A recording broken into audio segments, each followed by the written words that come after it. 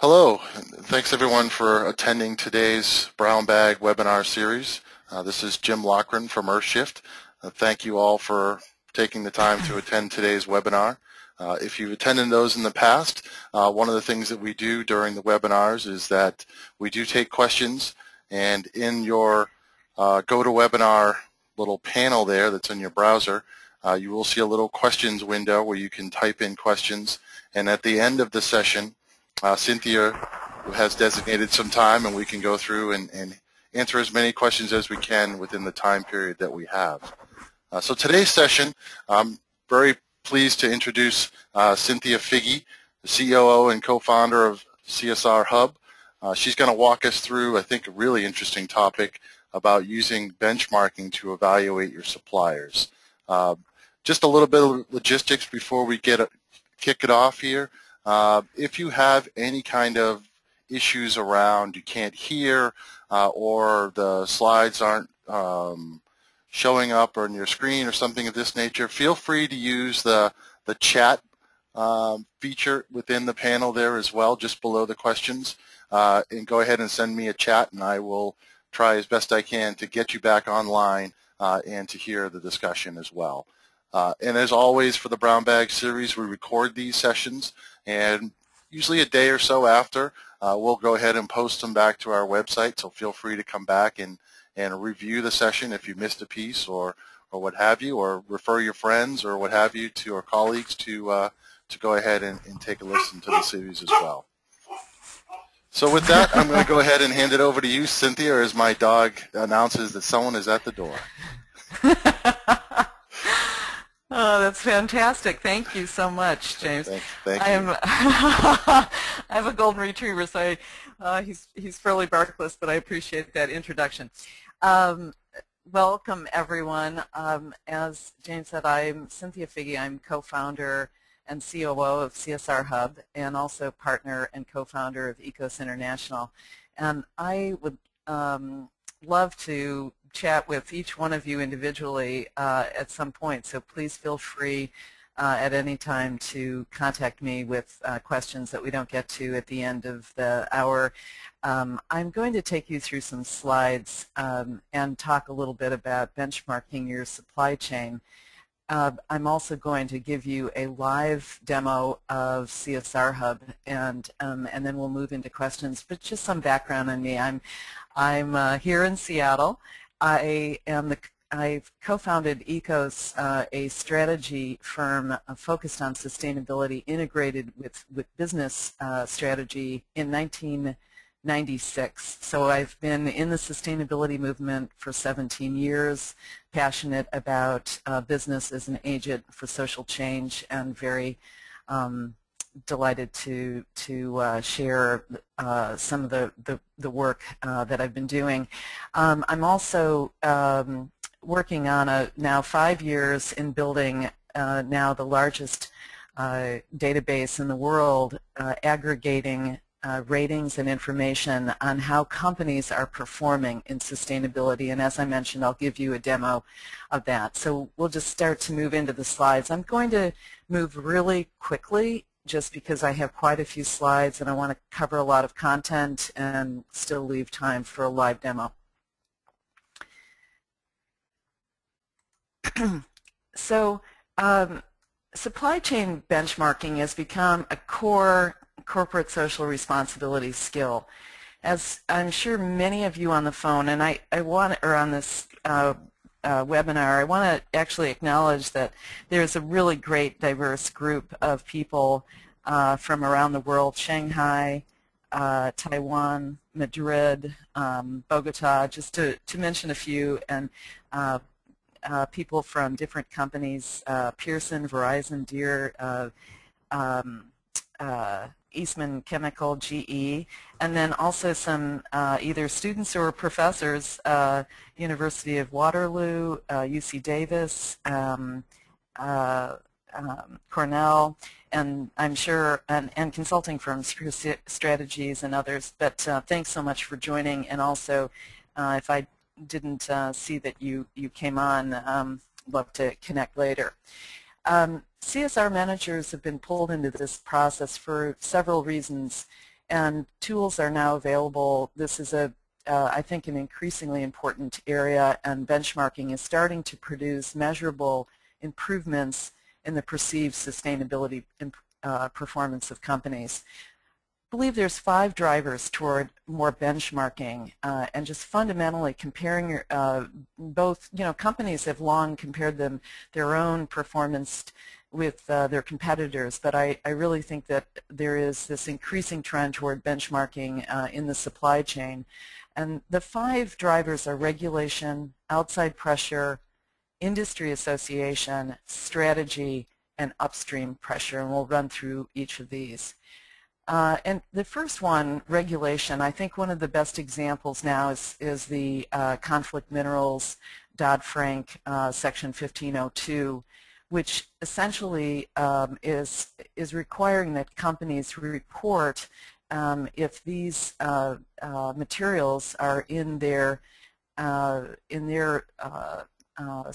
supply chain, and particularly for human rights issues. And this has to be, they must report by March 31st, 2014, and then track origin and chain of custody. This has a huge ripple effect around the world, and involves thousands and thousands of companies that are scrambling to comply. Of course, there is increasing stakeholder interest and pressure in general, and we are in the age of transparency. And so I think this need to benchmark in the supply chain is just part of a large trend to be more transparent, and what we have found at CSRHUB is that there is actually an upside and a correlation with better ratings and more transparency. There are increasing stakeholder expectations, and a research study showing will companies be held responsible for their, I'll go back, excuse me.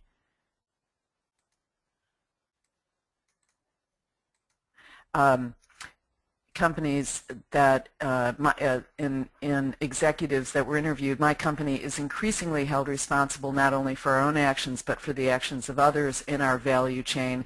55% of those interviewed said they strongly agree, and 39% agree. So there's no clear agreement that this is now a business imperative. There's outside pressure, of course, the most recent example being the Bangladesh factory collapse, with several competing responses to this, and a requirement to join one or the other, or neither, but if you join, you must comply. And there are industry association pressures where companies are gathering with their and collaborative work. The one strong example of that is the Electronic Industry Citizenship Coalition, setting standards for the electronics industry, where members are participating in setting standards for themselves. If you're a member, you must comply, and if you supply, you must comply. And then I think there's also just the increasing trend to of course, reporting CSR performance publicly, and with that, setting goals, and then disclosing performance against goals. So, for example, and I think GE is, of course, one of the great examples of top-down and probably enterprise-wide commitment to specific goals. The example here, an ambitious goal to reduce carbon use, and typically that's associated with a time frame. The choices make sense at the outset when you set these big audacious goals, and then they become very, very difficult regardless of industry. It's a huge challenge. And then once internal changes have been made, the next target is, of course, in the supply chain, where much of footprint exists. There is upstream pressure. The most well-known, of course, is Walmart pushing their 100,000 suppliers to report, but of course this is happening in many other companies and industries. Here's just a snapshot of the Sustainability Supplier Assessment Questionnaire of Walmart and the 15 questions that they ask. Benchmarking is really important, and I think if you're working on this, there are four, I think, areas where there is benefit. First is in risk reduction. Obviously, you need to manage risk, and that is critically important. But there's also strategic gains.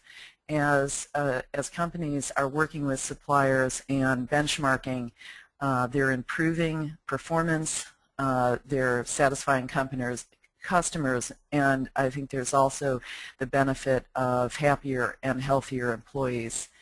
There are cost savings, and there is the benefit of cross-functional involvement when you have purchasing, product development, logistics, and brand supporting a plan for improvement. There are both formal and informal needs in these areas, these 5 areas of pressure, and these have all prompted the creation of a wide range of tools. We'll run through some of the tools that are available in the market. The first is data gathering tools, visualization, audit, and external reporting. So first on data gathering, companies are creating questionnaires for suppliers to complete. They're administering the questionnaire and ensuring that suppliers respond to these on time. Then there's essentially the auditing and cross-checking against external standards and sources, the aggregation and summarization of that, and the tools that are out there, and there are many, but here are a few that we work with: Source Intelligence, Scope 5, OSI Soft, and CSRHUB. Then there's the need to visualize and help communicate all this data and locate potential problems and hotspots. And a couple of examples of software in this area include SourceMap and risk methods. And there are 2 types of audits: looking for variances in internal data or differences between internal data and external data, and field audits. And I think both are critically important. An example of a desk audit includes CSRHUB's, and so I'll get into that in a few minutes, but I just wanted to give you a snapshot of some companies that we have benchmarked here, and these would be considered more as competitors to one another. They're not within each other's supply chain, but CSRHUB is able to compare companies in our database of 8,500 companies across 12 subcategories of performance in community, employees, governance, and environment. And this is color-coded on a scale of 0 to 100 to show you where the hotspots are. Blue is our higher ratings, and green, and then yellow and orange. And as I mentioned, we'll get into more detail. In terms of external reporting, the supplier data feeds into an overall sustainability report. This is an increasing trend. Not all reports, not everyone, of course, is reporting, and but more and more this data is feeding into the overall report and then being used to generate GRI, CDP, and other reports more easily. And of course, there's increasing pressure from CDP for supply chain analysis.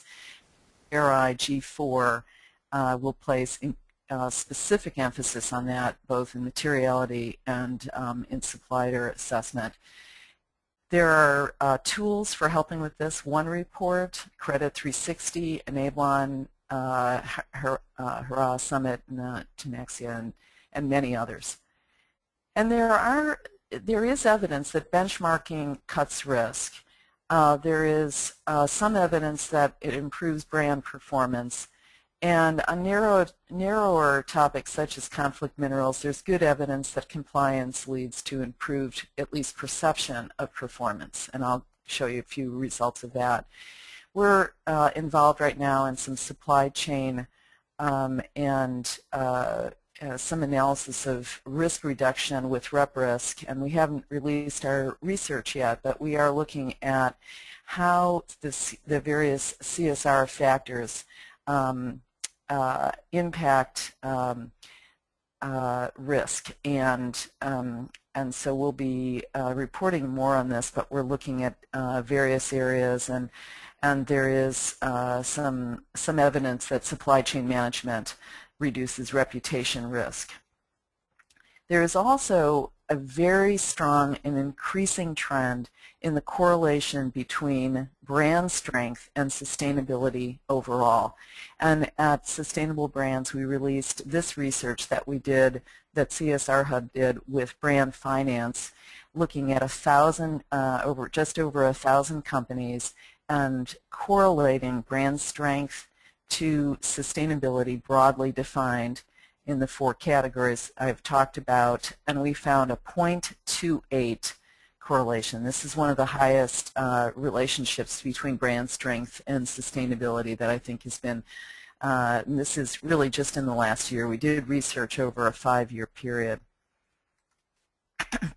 However, at this point, supply chain performance is not as big a driver.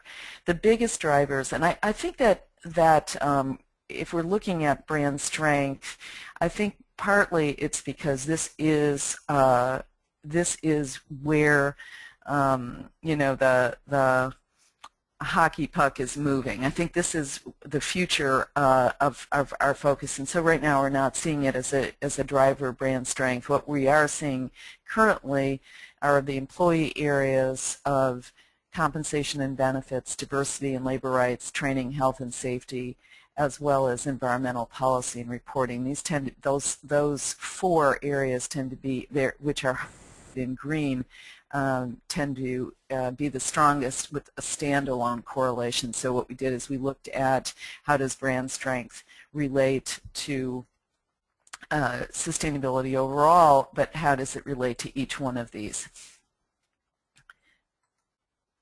We also took a look at Enough Project, which is ranking electronics on their conflict minerals progress. So they are benchmarking a number of companies as they begin to comply with these requirements for supply chain compliance, and we compared here is Enough Project's ranking of companies, starting with Intel at the top and Nintendo at the bottom. And what we did is we took this universe of companies and then we compared it to their CSRHUB scores. And what we found was that we had a 0.17 correlation, which seemed fairly high. And then what we did is we took out 2 companies, SanDisk and RIM, who were outliers on this, and the correlation went up to 47%, which is very, very high. And what I think we can conclude from this, or at least some early thoughts, is that complying and really working with supply chain reporting and driving increased performance has a huge link to corporate social responsibility and sustainability. And I think if you look at, as I mentioned, the link between sustainability and brand strength of 28%, it's very clear that good conflict minerals and CSR performance is driving brand strength and high perception. So that is my overview of slides. I have gone, as I've said, really quickly. Happy to go back during Q&A and talk about these, but I'm going to move into oh, one of the, I hope right now that my sound is good. Someone typed, I cannot, I think we're moving well here. So I'm going to switch over to a live demo and keep my fingers crossed that that goes well. The screen will go blank just for a second while I switch over.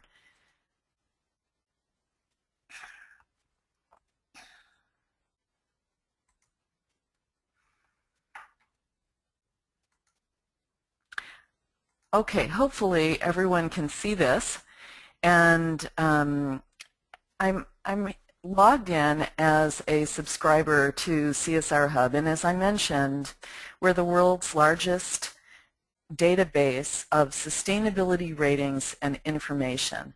And what we do is we aggregate. We have a model where we pull together 290 sources of information and rate 8,500 companies around the world, 104 countries across 135 industries. We do this so that our subscribers and users have the ability to compare companies that they select for benchmarking, essentially better understanding how companies are doing in terms of environmental, employee, community, and governance. Our community, I'll show you all 12 subcategories that fall into these four categories. Our users, a lot of people wonder who's coming to the site and where are they coming. 55% of our users are coming now from outside of North America. So it reflects a little bit of the attendance on the call.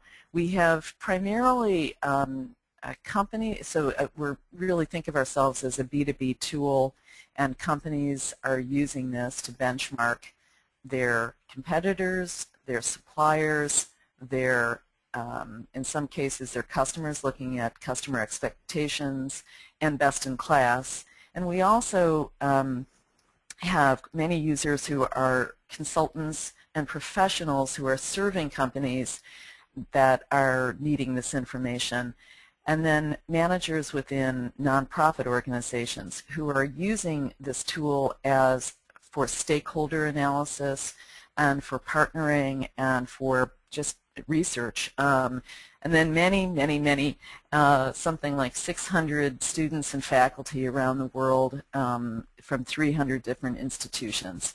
So lots of analysis and research, as well as analysts and activists. So it's a very diverse group.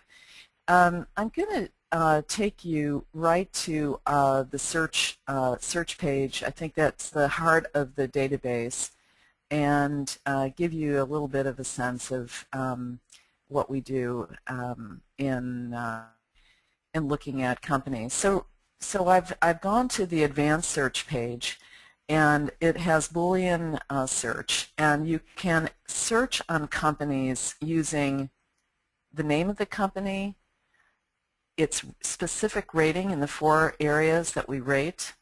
You can search on a specific data source or a geographic region down to the state or city, and you can also search by industry or special issue, just to give you a sense. We also have been doing research on special issues that stakeholders may care about, such as, is a company doing business in Burma, or is it involved and has it been tagged for child labor? Is it involved in the coal industry? Does it have a diverse board? We spent months identifying companies that were involved in fracking. Does it have good partner benefits? Is it a military contractor? Has it been tagged for being pro this or against something else? Is it on a red list? And so on. And we continue to add these kinds of special issues.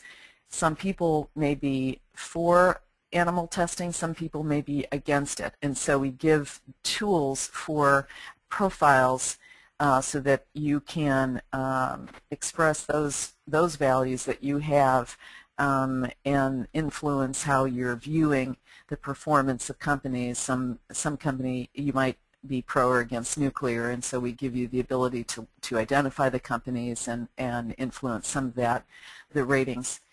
And so the tool has been very helpful for companies. I know that GE is on the call, or I think GE is on the call. So what I'd like to do is I'm just going to go ahead and just do a bit of search, and we'll just type in GE and hope the results come up. And so there's a number of companies with look ahead. I think it's General Electric, so we'll click on that and then go to find and bring up the company, and I'll click on the name.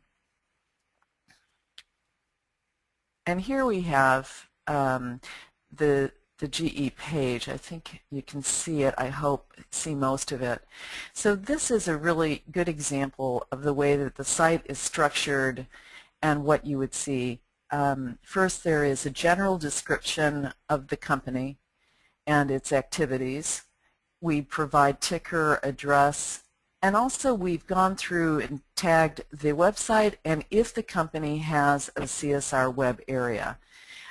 We have gone through our 8,000 companies. We're constantly updating. This is a fairly complete database. What we're seeing in terms of trends is that many companies have microsites or CSR areas, and that is a far higher percentage of actually companies that report on their progress. So if you go into and just look and see the company's site. We provide basic ratings, and in this case, GE is being compared to 3 industries, industrial conglomerates, aerospace and defense, and machinery and manufacturing. And you can see with its overall score, and the profile that I'm using is the average CSRHUB user. You can see that they're scoring higher than, on average, than the companies within each of those industries, and they're scoring higher than the all-company average and across the universe of 8,500, and they're compared to their country, their headquartered country. And then you can see across the their community score is just a little bit lower than average, but employee environment and fairly significantly above. And you might think, well, 60 doesn't sound like a high score, but the highest scoring companies in our database are really in the low 70s.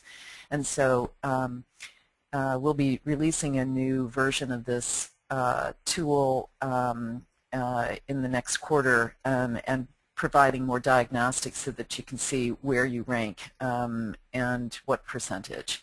And then what we do is we tag a company for some of the special issues that we're tracking, and we also release and reveal the sources that are following. And for GE, I'm not precisely sure how many there are, but this is probably 50 or 60 sources that we're tracking. And we also license data from about 10 of the leading analysts that are serving primarily institutional investors. And in this case, I think all of them are included in the sources for GE, including Asset4, which is Thomson Reuters. I'm just giving you some examples. Carbon Disclosure Project data.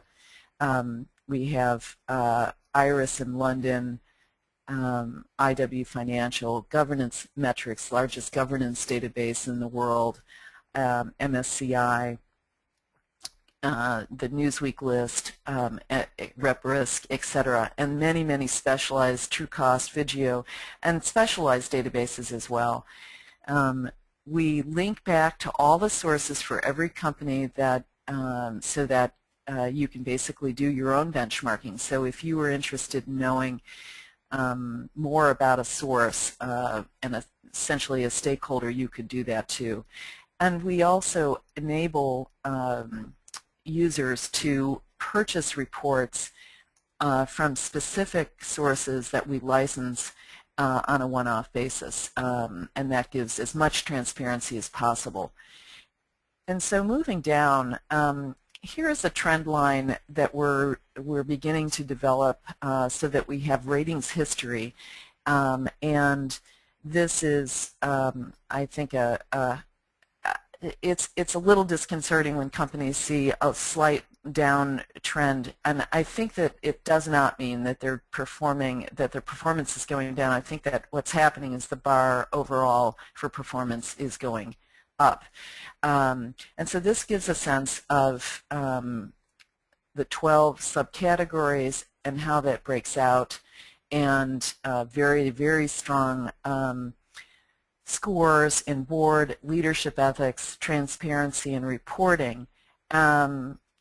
In this case, the company takes a bit of a hit on product that's a little bit lower than average, and also the human rights and supply chain. So this is an area, a hot spot, and I'm sure an area the company is working on and for improvement. And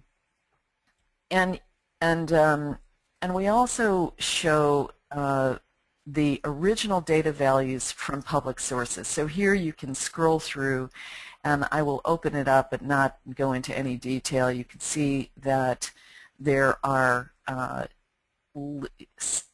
enormous amount of data that's included, say, in a report to CDP. Now, here's where the benchmarking piece comes into play, and I'm not going to select any of GE's suppliers, but I would imagine that within our database we would be including our Tier 1, but in this case we're just going to look at companies in the industry and take a quick look at the competitive information for the industrial conglomerates. And here we've identified 40 companies, and so that's background noise in my household. One moment.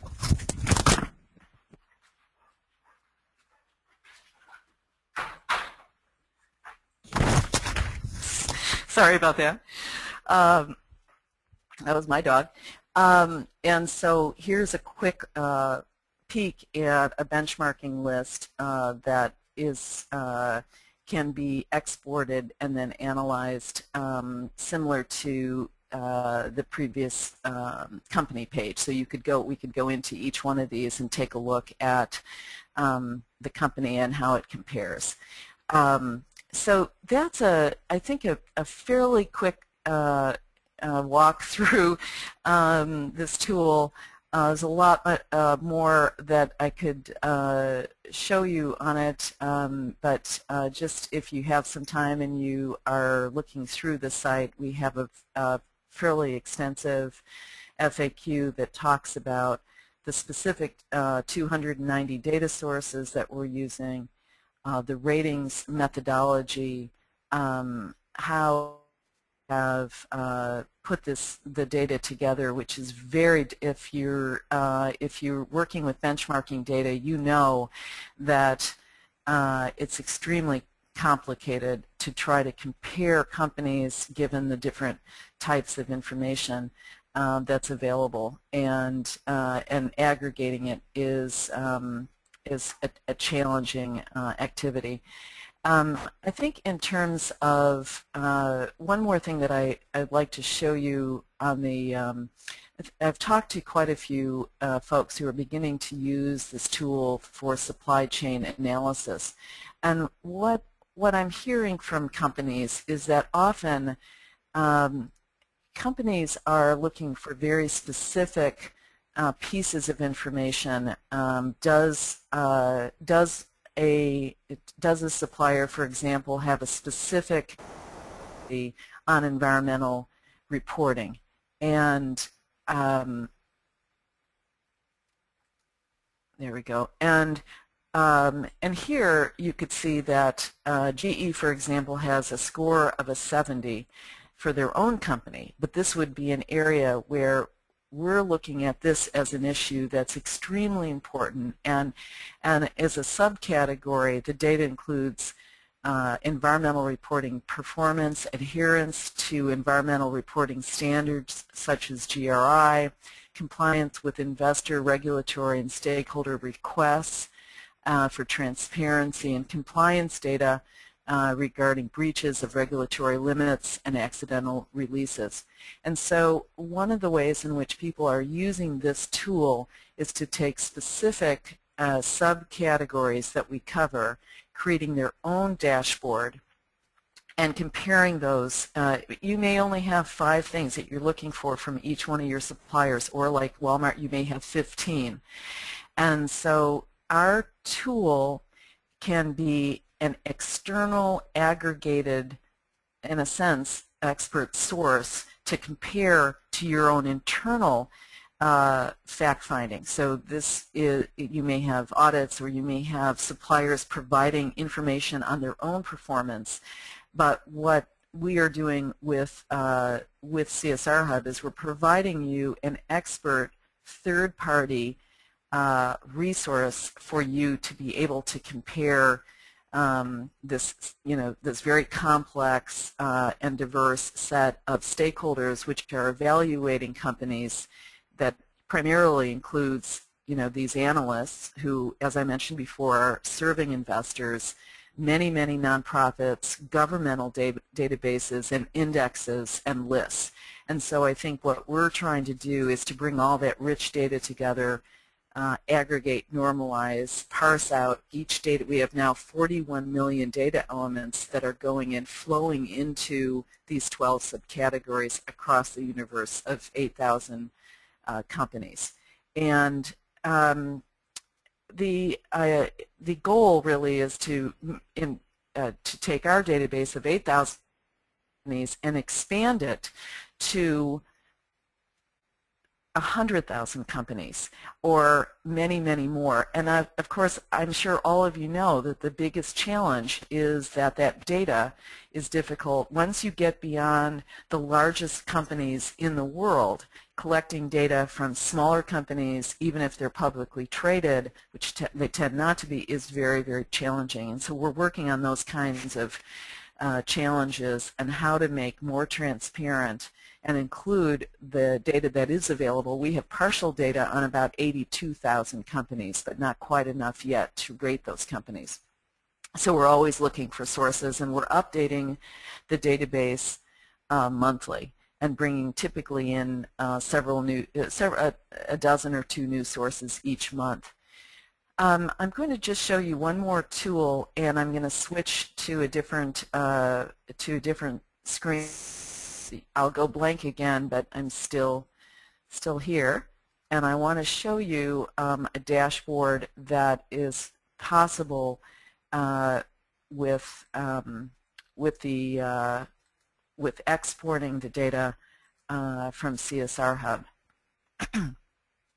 So excuse me while I switch over to an Excel spreadsheet. We've been working for several months on a way to take this very complex data, where there's thousands and thousands of elements that we're bringing together, and export it into a dashboard.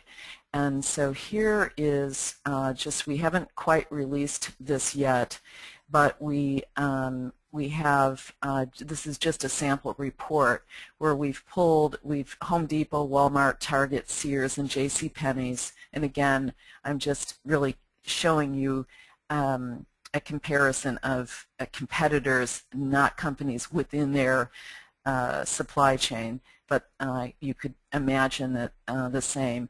And so we're looking at just comparing them on overall scores in the 4 categories. We've plotted the companies' curves and improvement over time, and we've also laid out the subcategory scores, so you can do some very quick hotspot analysis, and this is something that you could do with your supply chain companies. And you can see where companies are strong in green. The highest is 80 to 100. We don't have any companies scoring in those in that range. Of course, and that's what we aspire to.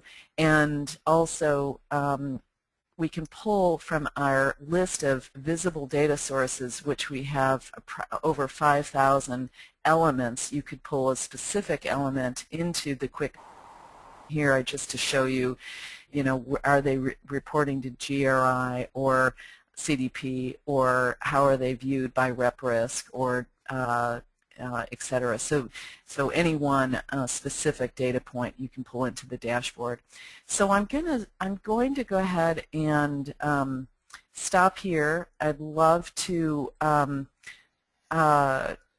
see if I can open it up for questions now. Great. Well, thank you, Cynthia.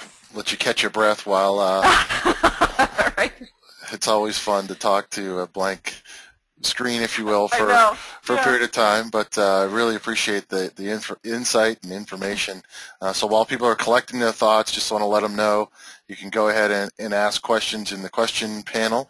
And I think there was a great question here, which is timely, or we can at least step back quickly to look at it, is there was a question about the overall, really explaining what the overall score in terms of the environment, for instance. And it sounded like you were doing comparison, but then the trend line explanation made it sound like something else. And so if you want to maybe jump back to where you had that over time viewpoint, I think it was of GE. Okay. And just kind of delve in a little bit more. You had talked a little bit about how it's not to be alarmed if you see the company dipping over that timeline. Maybe get into a little bit of detail around why that would be the case. And then also, I think as a follow-on, the question that I had is, why aren't companies scoring higher? So. Okay. Yeah.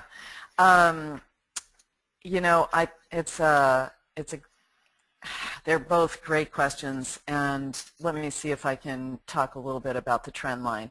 Sure. I was actually doing a demo. I've worked with a number of companies doing sustainability reports, and Alaska Air Group has been improving over time, but they saw a couple of dips. I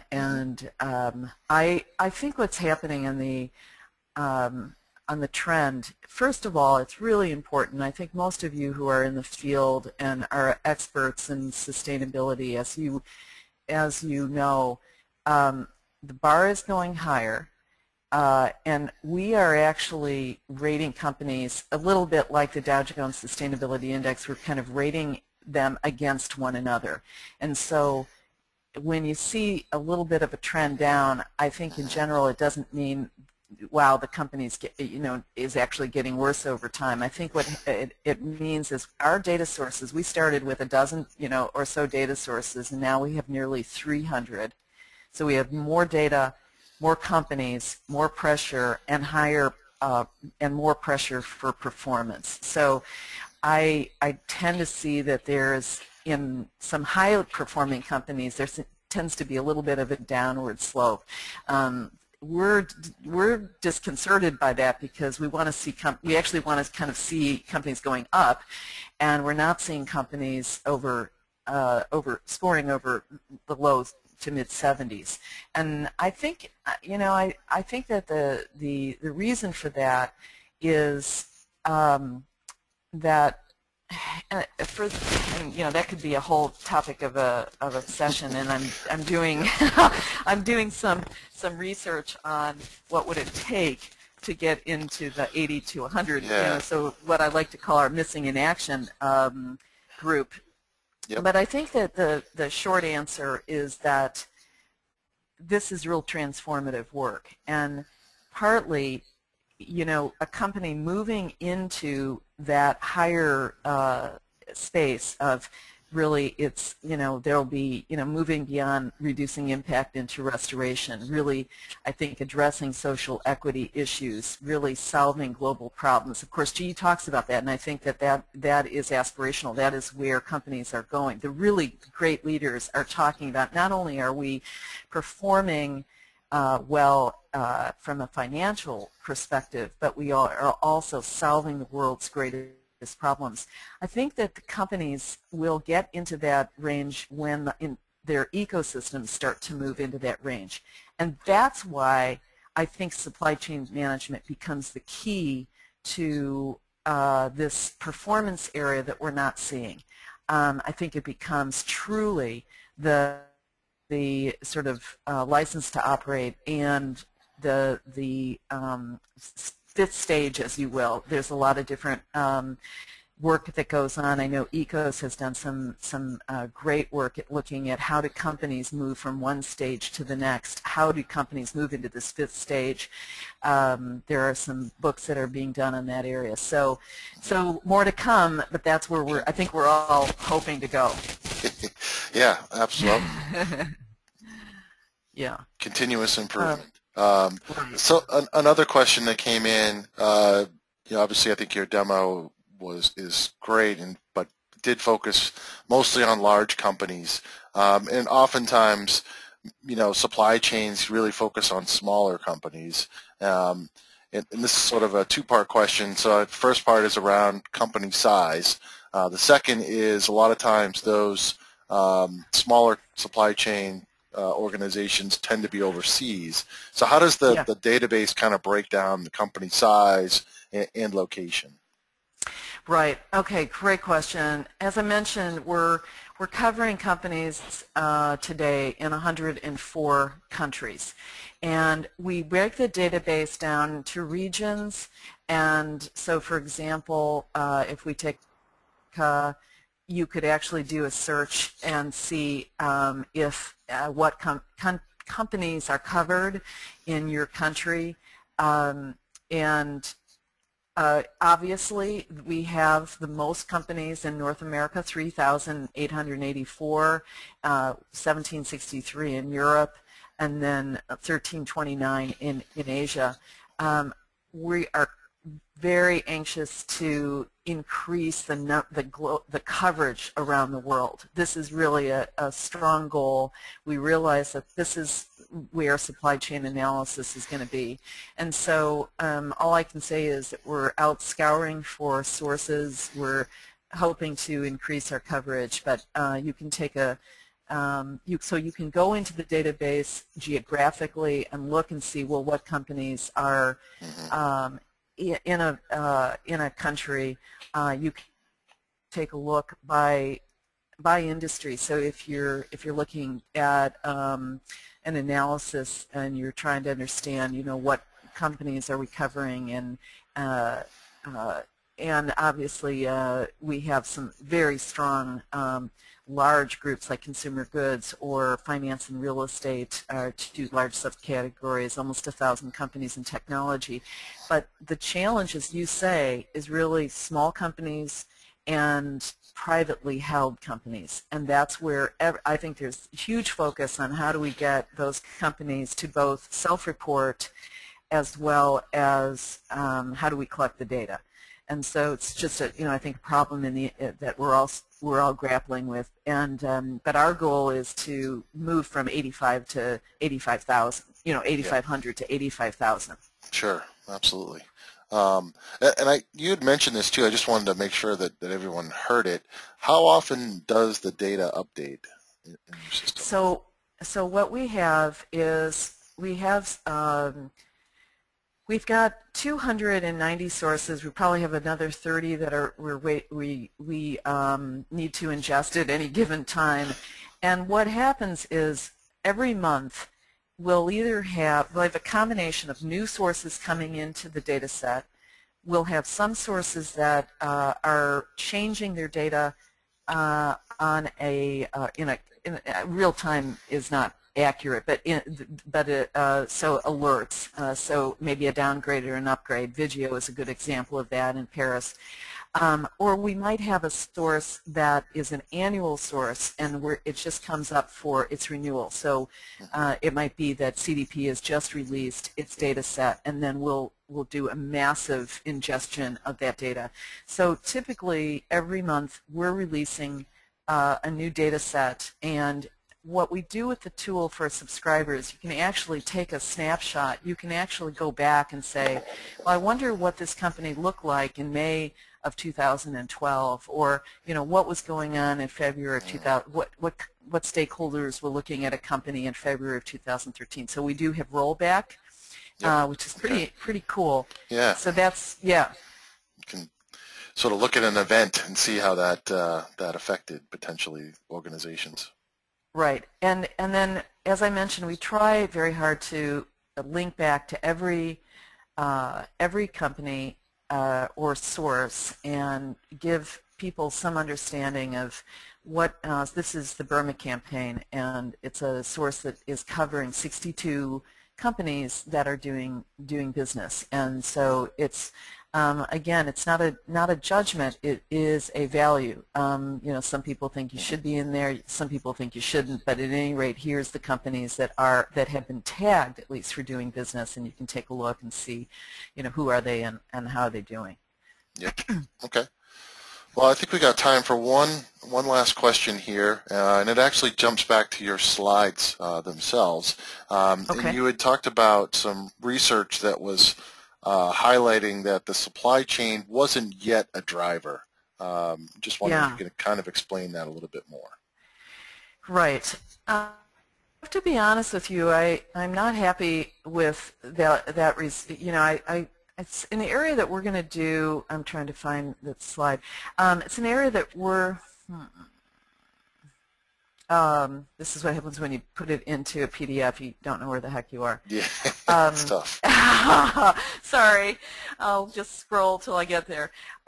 Here we go. So this is really interesting stuff. This research really showed us that at the moment, brand strength is being very driven by employee engagement and employee subcategories, as well as environmental policy and reporting. Now, there are other important things like leadership ethics, obviously product, and community development and philanthropy. But what we saw is a low human rights right now is a low driver of brand strength. I think that, my sense in talking with a lot of people who are working on supply chain analysis is that partly it's because, remember, this is brand strength as it is perceived by a very broad audience, typically consumers. So these aren't experts who are weighing in on companies that are determining sort of strengths. It's more of a perception of how is a company performing in a certain area and what people can actually readily grasp and know about it. And so I think what's going to happen, just predicting that over time as we get more, as companies communicate their progress and performance, it will be a bigger driver. I think it is where everything is going, and I also think customers will reward companies for performance in this area. But I think you've got two things going on. One is that it's nascent. People are gathering this information. They're just trying to figure out what is going on and how do I report it, and then how is it perceived in the market and rewarded in terms of brand loyalty. And I think, it's just early on. I think that's where but I would say it's going to change. That's my prediction. Yep. This number will change. And we're also doing a lot of other analysis because I think that this was a particular study with a set of data, and so we're looking for these large analysts around the world and doing this kind of research, and it's really interesting stuff.